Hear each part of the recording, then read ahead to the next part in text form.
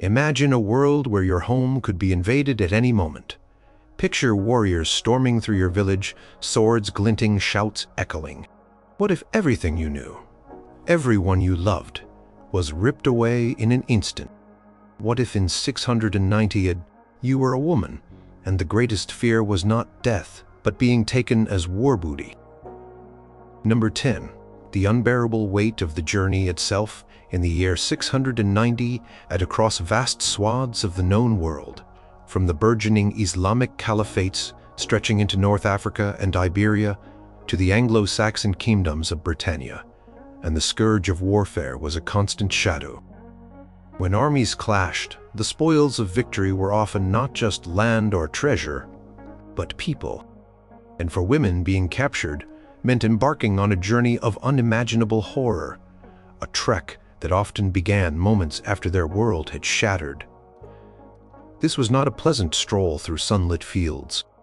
This was a forced march, a brutal procession of the defeated, stripped of dignity and humanity, driven like cattle towards an unknown fate. The very first hours after capture would have been a blur of terror, shock, and disorientation. Homes ablaze, the screams of loved ones still echoing in the ears. Women would have been roughly seized, their hands perhaps bound, their resistance met with swift, unfeeling violence. The initial march might have been short, merely to a staging area where other captives were gathered. But even this brief distance would have been fraught with peril. Guards, elated by victory and perhaps drunk on the violence of conquest, offered no solace. The fear of what they might do, the casual cruelty, hung heavy in the air, a suffocating blanket. Once assembled, the true journey would begin, often stretching for days, weeks, or even months, depending on the distance to the captor's homeland or to a bustling slave market. Imagine walking, day after day, through unfamiliar terrain, perhaps barefoot or in inadequate footwear, over rocky paths, through dense forests, across scorching plains, or through chilling marshlands. There was no consideration for comfort, no pause for rest, other than what was strictly necessary for the captor's own progress. Injuries were common, from twisted ankles to cuts and scrapes, from falls or the rough terrain. Those who faltered, who could not keep up the relentless pace, faced immediate and brutal consequences. A sharp prod from a spear, a whip across the back, or worse, being left behind to die, a grim warning to the others. Historical accounts from various cultures of the period often describe such journeys as weeding out the weak, a cruel selection process where only the most resilient, or perhaps merely the most fortunate, survived the initial transport. The bodies of those who perished lined the roads, a chilling testament to the inhumanity of the trek. Food and water were scarce commodities, dispensed sparingly and often of poor quality. Imagine the gnawing hunger, the parched throat, the desperate thirst. Clean water sources would have been rare, and disease could spread rapidly through the ranks of the captives, weakened by exhaustion and malnutrition. Dysentery, fever, and other ailments would have decimated groups of prisoners, turning the march into a death sentence for many. There was no medical attention, no comfort for the sick. A woman suffering from a high fever would simply be abandoned, her life deemed worthless once she could no longer contribute to the forward motion. The sheer physical toll of such a journey would have been immense. The body would ache in every bone, muscles screaming with exhaustion. Sleep would be a luxury, snatched in brief, uncomfortable intervals on the cold, hard ground, often with hands still bound or under the watchful eyes of guards. The constant threat of rain, cold, or scorching sun would have added another layer of misery, exposure to the elements leaving bodies susceptible to illness and exhaustion. Beyond the physical torment, the psychological burden of the journey was immense. Each step took them further from home, further from any hope of rescue or return. The familiar landmarks of their past lives would disappear behind them, replaced by an alien landscape. The sounds, the smells, the very air would be different. This constant removal from everything known would foster a profound sense of isolation and despair. The sight of other captives, some perhaps friends or neighbors from their own village, others strangers from different communities who had suffered the same fate, offered little comfort. Instead, it was a shared misery, a collective embodiment of their broken lives. The journey was a relentless reminder of their new reality. They were no longer free individuals, but property, chattel being transported to a new owner, a new master. Every mile marked a deeper descent into servitude, each setting sun a step closer to a fate they could not control and for which they held no hope of reprieve. The path they walked was not just a physical route, but a symbolic journey into the depths of human despair, a prelude to the bleak existence that awaited them as war booty. Number 9. The sheer terror of losing all rights and status in 690. At social standing was everything. Dictated where you lived, what you wore, whom you married, and how you were treated. Whether you were a high-born noblewoman, a respected merchant's wife, a skilled artisan, or a humble farmer's daughter, your place in society, your family name, and your community connections afforded you a degree of protection, respect, and perhaps even influence. But for a woman taken as war booty, all of that vanished in an instant. The moment of capture wasn't just a physical change of location. It was a complete stripping away of every right, every privilege, every shred of status she had ever possessed. She ceased to be a person with an identity and became instead a commodity, a piece of property. Historical texts, from the Roman Empire's detailed accounts of slavery to early medieval legal codes, consistently show that enslaved people had no legal standing. They could not own property, could not testify in court, could not marry freely, and had no recourse against abuse. Imagine the profound shock of this transformation. One day you are a wife, a mother, a daughter, with a place in your household in your village. The next, you are someone's property, completely at their mercy. Your previous life, your achievements, your relationships, all became meaningless in the eyes of your captors. A woman who might have commanded respect in her own society could find herself subject to the most demeaning and humiliating tasks, forced to serve those who once might have been considered beneath her. This radical shift in status was not merely theoretical. It had deeply practical and painful implications. With no rights, there was no protection. If a free woman was harmed, her family or community might seek justice or vengeance, but an enslaved woman had no such advocates. Her physical well-being, her dignity, her very life were entirely dependent on the whim of her owner. If she was abused, beaten, or even killed, there was often no legal consequence for the perpetrator, as long as the perpetrator was her owner. She was not considered a victim in the same way a free person would be. The loss of status also meant a loss of autonomy, a complete erasure of personal choice. Every aspect of her life, from where she slept to what she ate, from what work she performed to with whom she was forced to associate, was decided by others. She could be bought and sold, exchanged or gifted, much like an animal or an inanimate object. This commodification was a terrifying reality. Markets for enslaved people were common throughout this period, from the great cities of the Byzantine Empire to smaller regional trade hubs. Women taken as war booty would often be paraded, inspected and haggled over, their physical attributes openly discussed and assessed for their potential utility, whether for labor, reproduction, or pleasure. Their bodies, once their own, became objects for public scrutiny and private transaction. This public display and the ensuing negotiations were profoundly dehumanizing, reinforcing the reality of their new status as property rather than people. For women who had previously held positions of power or respect, this fall from grace would have been particularly devastating. Queen, a noblewoman, a priestess, their world would not only have been inverted, but utterly shattered. Their education, their noble lineage, their leadership qualities, which had once earned them deference, were now irrelevant, perhaps even seen as a liability by their captors. They might have been forced to perform tasks considered beneath even the lowest peasant in their former society, all to break their spirit and assert the absolute dominance of their new masters. This psychological torment, the constant reminder of what they had lost and how far they had fallen, would have been an ongoing source of dread. The fear wasn't just of what might happen, but of the complete erasure of who they were, of their entire previous identity and social standing. In a world where honor and family name were paramount, to be stripped of all status and become a nameless, rightless possession was a fate worse than death, for many a total obliteration of self. Number 8. The psychological torment of uncertainty and the unknown future.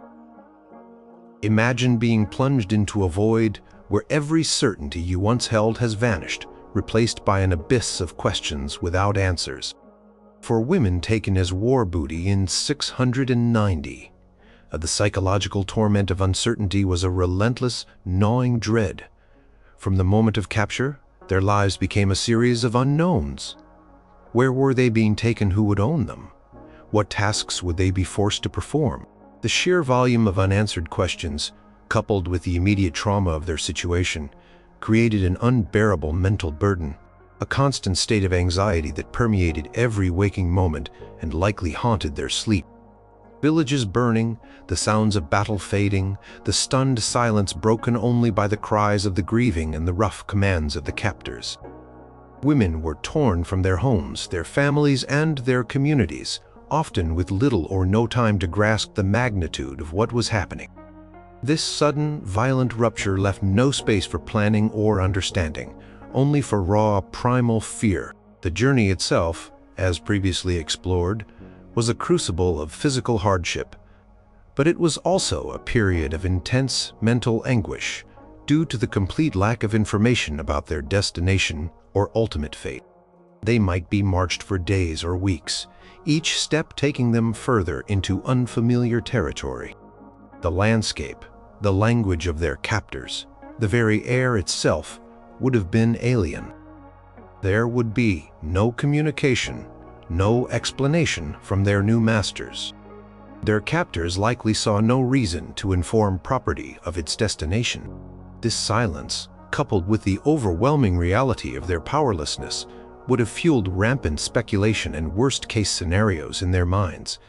Would they be sold to a cruel master? Would they be forced to work in harsh conditions? Would they be separated from the last few people from their village who might have been captured alongside them? The human mind naturally tries to make sense of its surroundings, to predict and prepare. But for these women, there was nothing to prepare for, only a void of terrifying possibilities. Upon arrival at a market or a new owner's estate, the uncertainty did not end. They would be inspected, perhaps alongside other captives, by potential buyers. Each glance, each whisper between buyers and sellers would have been scrutinized for clues, yet offered none. The moment of sale, when it came, would have been another terrifying step into the unknown. A new face, a new household, new rules, new dangers. What kind of person was this new owner? Would they be harsh or relatively lenient? Would they be isolated or thrust into a household with many other enslaved people, some of whom might be hostile? Every day brought new challenges, new demands, and new opportunities for misunderstanding or punishment. The sheer unpredictability of daily life as a war captive was a constant source of dread. There was no routine, no predictable comfort. A change in an owner's mood, a new decree, an unexpected visitor. Any of these could fundamentally alter their circumstances for better, or far more likely for worse. Moreover, the uncertainty extended to their very purpose. Some women might be destined for hard labor in the fields or mines, while others might be forced into domestic service, or worse, into forced marriages or concubinage. The lack of control of their own bodies and futures was a constant, terrifying reality. They had no agency, no ability to shape their destiny. This absence of choice, This complete subjugation to the will of others would have eroded their sense of self and their mental resilience. The fear of what tomorrow might bring, of what new degradation or demand would be placed upon them, was a relentless companion. Unlike death, which is a finality, the life of a war captive was an ongoing, unfolding horror, each new day a testament to the dread of the unknown future. The psychological toll of living in such constant, profound uncertainty cannot be overstated. It was a torment as pervasive and destructive as any physical hardship. Number 7. The utter despair of being separated from children and loved ones. In any era, but particularly in 690, family was the bedrock of existence. Life revolved around kinship ties, the continuity of lineage, and the comfort of shared bonds. For a woman, her children were often the center of her universe, the hope for the future, and the extension of her very being. The dread of being taken as war booty was amplified 1,000-fold by the terrifying probability of being separated from her children, her husband, her parents, her siblings. This separation was not merely a physical distance. It was a tearing of the soul, an absolute and brutal severing of the most fundamental human connections. Imagine the chaos of a raid, the sudden invasion of one's home, the screams, the frantic attempts to protect one's young. In the brutal calculus of war, children, especially young ones, were often considered valuable spoils, easily transportable and adaptable to a new life of servitude. This meant that mothers might be ripped from their children's arms, their desperate pleas ignored, their struggles met with violence. The last sight of a child's terrified face, a final cry for mother, would haunt a woman for the rest of her days, a wound that would never heal. Historical accounts and archaeological findings from various parts of the world, including the Roman Empire's slave trade and later medieval practices, reveal that enslaved families were rarely kept together. Children, particularly if they were very young and seen as less productive laborers, might be sold separately to different owners or even given away. Older children might be sold to work in different regions or even different countries. The rationale was simple. It was easier to control individual captives if they had no family ties to anchor them or provide mutual support. This deliberate fracturing of family units was a cruel but effective strategy for breaking the spirit of the enslaved and ensuring their compliance. For a mother, the knowledge that her child was out there somewhere, facing the same horrors or worse, utterly alone, without her protection or comfort, would have been a living hell. The inability to know if they were safe, if they were fed, if they were even alive, would have been a torment far exceeding any physical pain. The emotional devastation of this separation was profound. The ties between a mother and her child are arguably the strongest human bonds. To have those ties violently severed, with no hope of reunion, stripped a woman of her purpose, her joy, and her connection to the future.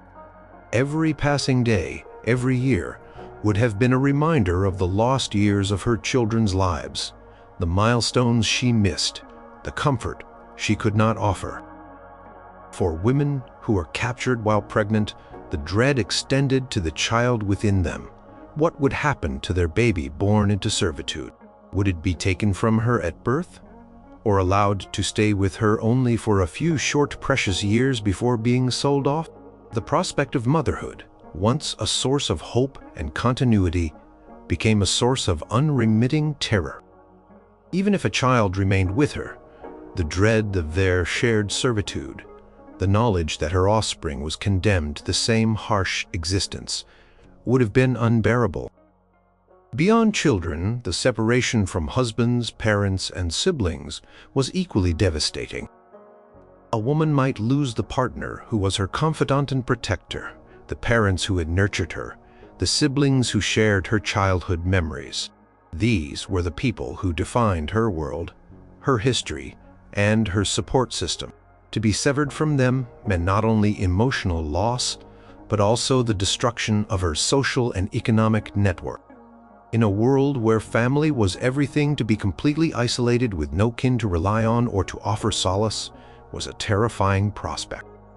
Profound loneliness, the constant yearning for those ripped away, and the knowledge that reunions were all but impossible, created a permanent state of grief.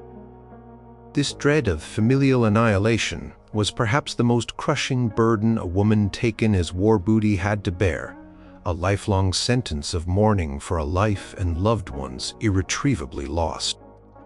Number 6. The grinding reality of forced labor and drudgery. In 690, Jade. The hands that cultivated the fields, crafted the goods, and maintained the households were often the hands of women. While free women certainly worked hard, their labor was typically within the confines of their own homes and communities, contributing to their families' well-being and often affording them a degree of respect. For a woman taken as war booty, however, labor was no longer a contribution but a mandate, a relentless demand on her body and spirit, stripped of any personal benefit or dignity. This was not work by choice, but forced drudgery, often under harsh conditions from dawn until dusk, with little rest and meager sustenance. The dread of this endless, brutal toil was a pervasive fear, a looming shadow over every aspect of her new existence. Imagine being thrust into unfamiliar and backbreaking work for which you might have no training or experience. A woman, accustomed to managing a household, might find herself toiling in the fields, her hands raw and blistered, her body aching from unfamiliar exertion. Conversely, a woman from a farming background might be forced into intricate domestic tasks she had never learned, facing severe punishment for any perceived mistakes or lack of skill. The types of labor were varied, but uniformly demanding. Many women would be put to work in agriculture, cultivating crops, harvesting, tending to livestock. This was often outdoor work, exposed to the elements, scorching sun, biting winds, drenching rain, with inadequate clothing and shelter. The days were long, often starting before sunrise and ending long after sunset, dictated by the rhythm of the seasons and the demands of the harvest. There was no sick leave, no days off, no compassion for injury or exhaustion. To falter was to risk the whip or the lash. Beyond the fields, women captives were frequently used for domestic servitude. This could mean endless hours of grinding grain, fetching water from distant wells, cleaning, cooking, washing, clothing, and caring for the owner's children. While seemingly less physically demanding than field labor, domestic servitude often came with its own set of terrors: constant scrutiny, the impossibility of privacy, and the omnipresent threat of abuse from any member of the master's household. Every chore was done under duress, every action observed. The line between work and personal life blurred, or rather, ceased to exist. Their entire existence was reduced to serving the needs of others, with no space for their own thoughts, feelings, or desires. In some cases, women might be forced into more specialized but equally dangerous forms of labor, such as mining. While often associated with male captives, women and children were sometimes employed in tasks like sorting ore or carrying loads, work that was incredibly dangerous, physically exhausting, and carried a high risk of injury or death from collapses, poor ventilation, or exposure to hazardous materials. The lack of proper tools, safety measures, and even basic sanitation would have turned these workplaces into death traps. The dread of being condemned to such a fate, of living a life of perpetual physical suffering, was a very real and terrifying possibility. Constant demand for labor, coupled with minimal food and rest, led to chronic malnutrition, exhaustion, and widespread disease, shortening their lives significantly. Their bodies became mere instruments of production, pushed to their limits until they broke, at which point they were simply replaced. This relentless, soul-crushing drudgery, devoid of any reward or dignity, stripped life of any joy and made survival a constant, painful struggle. Number 5.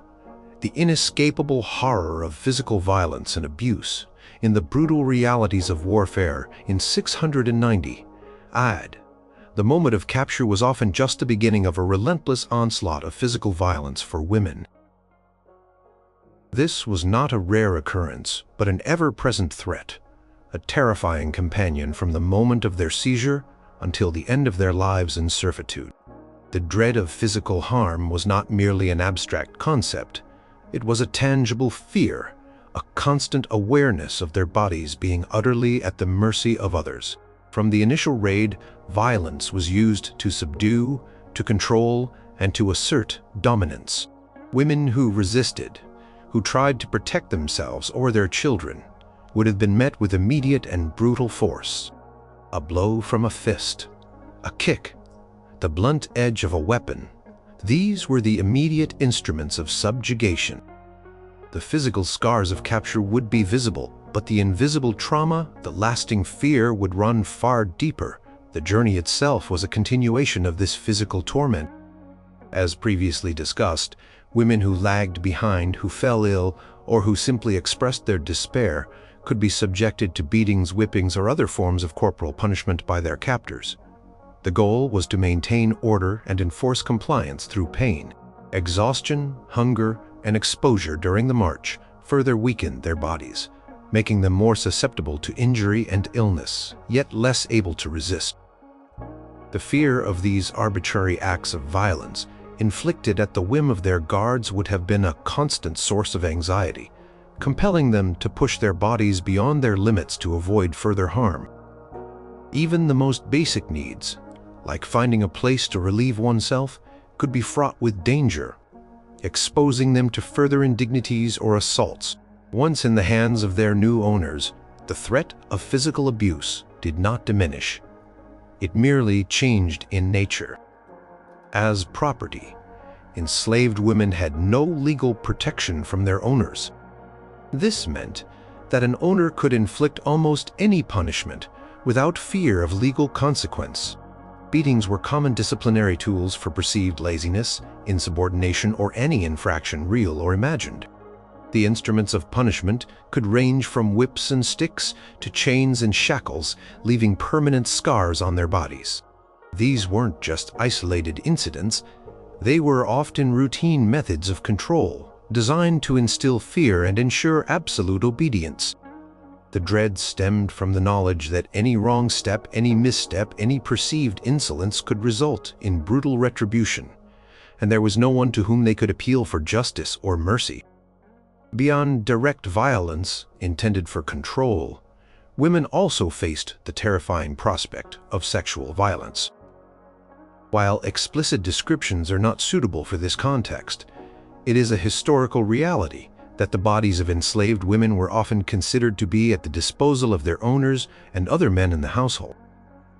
The threat of forced intimacy, of unwanted advances, of being subjected to the desires of their captors or owners was a pervasive and deeply traumatizing aspect of their situation. This profound loss of bodily autonomy, the complete inability to control who touched them or what was done to them, was a source of immense dread. It was a violation that went beyond physical pain, leaving deep psychological wounds and stripping a woman of her dignity and sense of self. The lack of protection from such abuses, the understanding that their bodies were not their own, was a terrifying and ever-present reality, making every day a source of profound fear and despair. Number 4. The profound loss of identity in cultural eradication. Imagine waking up one day in a world where everything that defines you, your name, your language, your gods, your customs, your history, is systematically stripped away. For a woman taken as war booty in 690, and this wasn't a philosophical concept, it was a devastating reality. The dread of losing her very identity, of having her cultural heritage erased, was a profound and insidious terror, for it meant becoming a nameless, soulless extension of her captor's world. From the moment of capture, the process of dehumanization began. Names which carried ancestral pride and personal meaning were often discarded. Captors would often assign new, arbitrary names to their enslaved people, reducing them to mere labels, much like livestock. This seemingly small act was a powerful psychological blow, severing the link to family, to lineage, and to one's past self. Imagine being called by a name that isn't yours, a name that signifies your enslavement rather than your birthright. Language was another fundamental pillar of identity. People communicate, tell stories, share jokes, express love and sorrow through their mother tongue. For women taken as war booty, especially those transported long distances to entirely different cultures, the language barrier would have been an immediate and isolating challenge. They would be forced to learn the language of their captors, not out of choice but out of necessity for survival, to understand commands and avoid punishment. The inability to communicate effectively would lead to frustration, misunderstanding, and further isolation. It meant being unable to share their grief, to connect with others who understood their plight, or to pass on their own stories and traditions to any children they might have. The language of their past would wither, perhaps spoken only in hushed tones, if at all, a final secret connection to a world that no longer existed for them. Religion and spiritual beliefs were also crucial aspects of identity. In 690 AD, whether pagan, Christian, or of another faith, people's lives were deeply intertwined with their gods, rituals, and sacred practices. For women taken as war booty, particularly in conflicts between different religious groups, like Christians and early Muslims, or between different pagan tribes, there was a strong pressure, and often outright force, to convert to the captor's religion. This wasn't about spiritual enlightenment, but about complete subjugation, about integrating the captive into the new society by severing their last ties to their old one. Imagine being forced to abandon the gods you had worshipped since childhood, to participate in rituals you did not understand or believe in, and to pray in a tongue that felt alien to your spirit. This forced conversion was not just a change of belief. It was a profound act of cultural eradication, designed to strip away spiritual solace and sever the last threads of connection to their ancestral heritage. Beyond name, language, and religion, every custom, every tradition, every small daily practice that defined their community would be alien or forbidden in their new environment. The food they ate, the songs they sang, the stories they told, the way they dressed, all would be gone or suppressed. They would be forced to adapt to the customs of their captors, to blend in, to become invisible members of a foreign culture.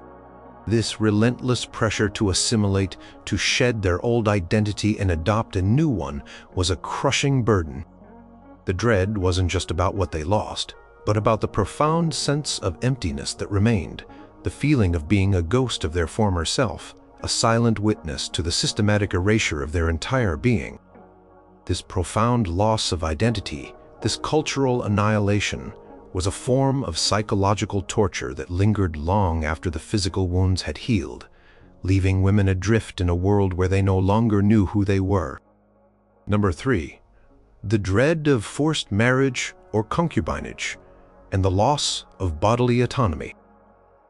In 690 AD, marriage was not just a union of two individuals. It was a cornerstone of society, a family alliance, and a means of securing lineage and property. For free women, even if arranged marriage typically involved some degree of family negotiation and protection, offering a recognized status within the community. But for women taken as war booty, the concept of marriage, or any form of intimate partnership, was twisted into a terrifying reality: forced marriage or concubinage. This was not about love or mutual consent, but about absolute control, about the appropriation of a woman's body and reproductive capacity as part of the spoils of war. The dread of this profound loss of bodily autonomy, the terrifying prospect of being forced into intimate relationships with their captors or others chosen by them, was a relentless source of terror. Imagine being paraded before men, inspected for physical attributes, and then, without any say in the matter, assigned as a wife or concubine to a man you did not know, perhaps one who had participated in the very raid that destroyed your life. This was not a choice, it was a command, backed by the threat of violence and punishment. Primary purpose of forced marriage or concubinage for enslaved women was often reproductive, to bear children for their new owner, to expand his household, or to provide heirs. These children, born of violence and subjugation, would belong to the owner, not to the enslaved mother. This meant a woman might be forced to endure pregnancies and childbirth only to see her children raised as enslaved people, their destinies irrevocably tied to their master's will, often separated from her at a young age. The dread of seeing her own flesh and blood condemned to the same horrific existence, or of having them taken away, was a profound and enduring sorrow. The daily reality of forced marriage or concubinage was a constant reminder of absolute powerlessness. There was no personal space, no privacy, and no escape. The enslaved woman's body was no longer her own. It was property, subject to the desires and whims of her owner. This loss of control over one's own physical self was a deeply humiliating and dehumanizing experience. It stripped away a woman's dignity and reduced her to a mere vessel for another's pleasure or production.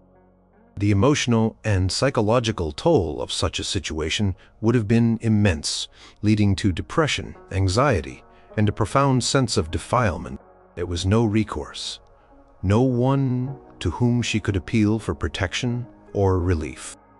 Resistance would likely be met with severe punishment, further reinforcing her total subjugation. Moreover, the nature of these relationships was often deeply precarious. An enslaved concubine might be discarded by her owner if she displeased him, if she did not bear children, or if he simply grew tired of her. She could be sold off to another man, further deepening her trauma and casting her into yet another unknown situation. Even if she bore children, her position might not be secure. The children, being of mixed status, might face their own unique challenges and prejudices within the household. The dread of being forced into such a relationship was compounded by the knowledge of its inherent instability and the constant threat of further degradation or separation from any children she might bear. This complete lack of agency over her most intimate life, the brutal commodification of her body and her reproductive capacity, was a terrifying aspect of being taken as war booty, a profound violation of self that left an indelible mark on her spirit. Number 2. The gnawing fear of disease, malnutrition, and early death. In 690 AD, life was already precarious for most people. Sanitation was rudimentary, medical knowledge limited, and famine a constant threat. But for women taken as war booty, these dangers were magnified exponentially, creating a gnawing fear of disease, malnutrition, and an early agonizing death. Their journey into captivity began with a severe assault on their physical well-being, a state of affairs that rarely improved and often deteriorated rapidly. Imagine the conditions.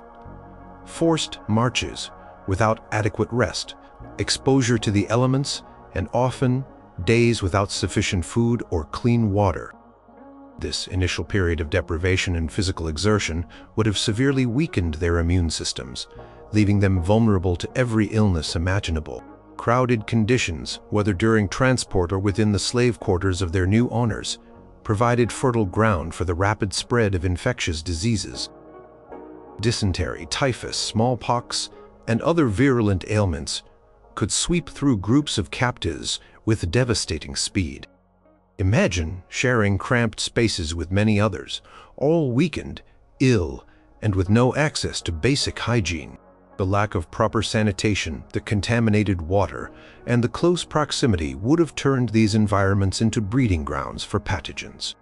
For a woman already traumatized and likely grieving, contracting a debilitating illness meant not only immense physical suffering, but also the terrifying prospect of being abandoned or left to die alone, without care or comfort.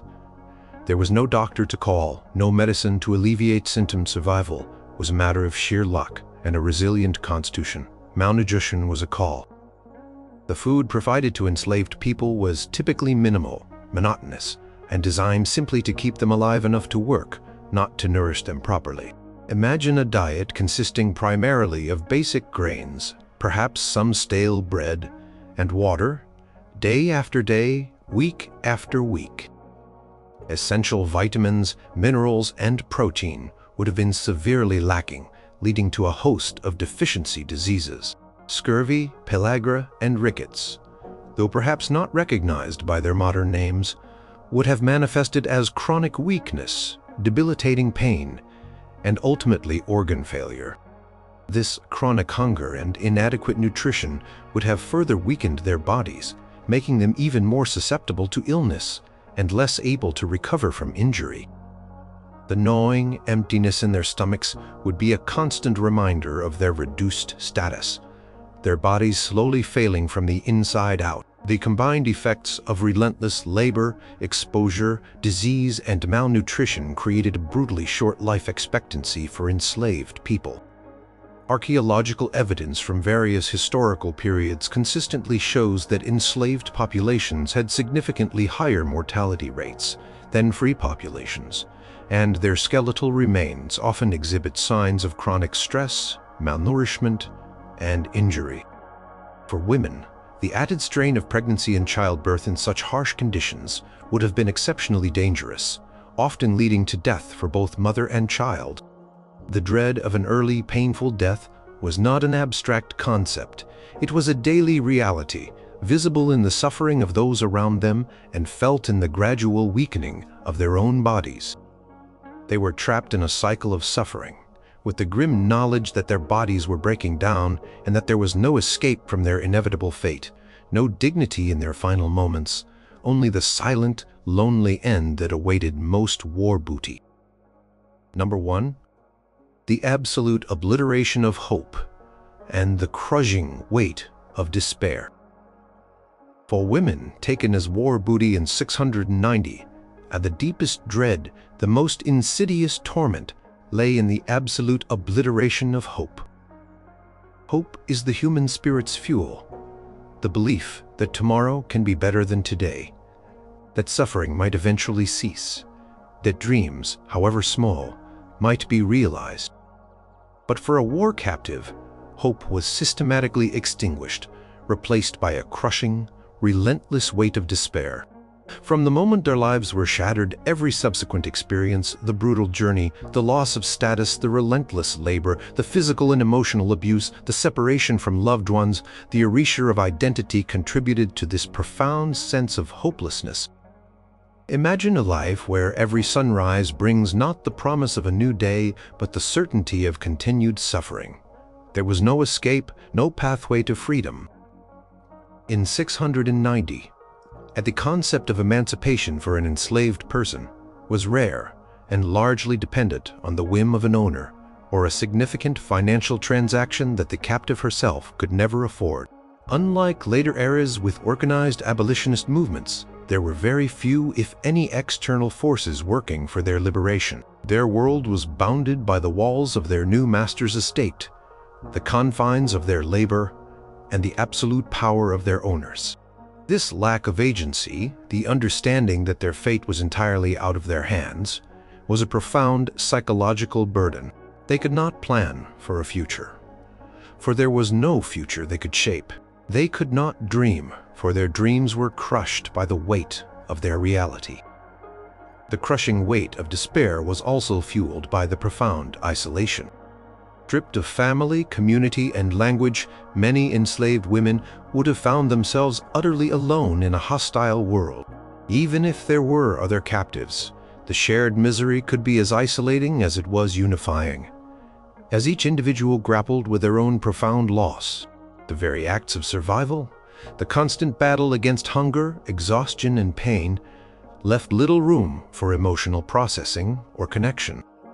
Inability to grieve properly, to mourn the loss of their former lives and loved ones, meant that sorrow festered within, turning into a deep-seated despair that ate away at their spirit.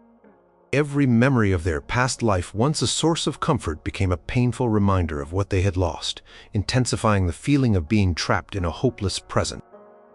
Perhaps the most terrifying aspect of this despair was its insidious nature. It wasn't a sudden shock, but a slow, gradual erosion of the will to live, a numbing acceptance of their bleak reality. For a woman, the thought of passing on such a hopeless existence to her children, if she were forced to bear them in captivity, would have been a particularly agonizing form of despair. The knowledge that her offspring would inherit her chains with no better prospect than she had would have been a profoundly soul-crushing realization. The world of 690 had offered little sympathy or redress for those deemed war booty. Their lives, reduced to property, were to be lived in service, their humanity stripped away. The dread of living a life utterly devoid of hope, where every tomorrow was merely an echo of a terrible yesterday, was the ultimate horror, a living death that stalked every captured woman and extinguished the very light of their being.